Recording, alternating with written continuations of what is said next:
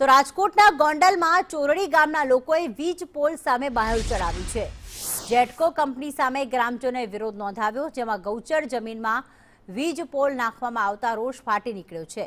ત્યારે ગામ લોકોએ જેટકો કંપનીનું બેસણું રાખ્યા બાદ હવે પાણી ઢોળ કરી નાના બાળકોને જમાડવામાં આવ્યા।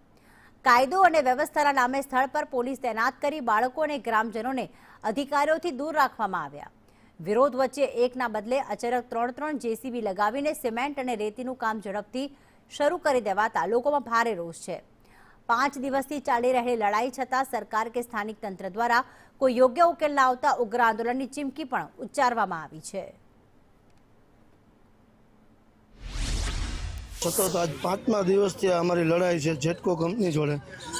કોઈ પણ સરકારને કાંઈ છે નહીં અને અમે નવા ઓલું બધું કરેલું છે, બરાબર। શમશાન યાત્રા કરી હતી, પાણી ઢોર કર્યું, આજે બાળકોનું પાણી ઢોરમાં આજે બાળકોનો જમણવાર કર્યો છે, તોય છતાંય આ સરકાર ક્યાં સૂતી છે એ કાંઈ ખબર છે નહીં।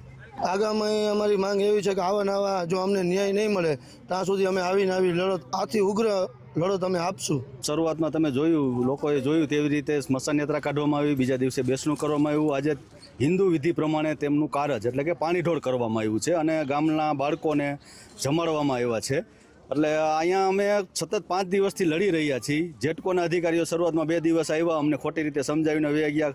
આ પરિપત્ર જે પરિપત્ર અમને કોઈ દી બતાવવામાં આવ્યો નથી।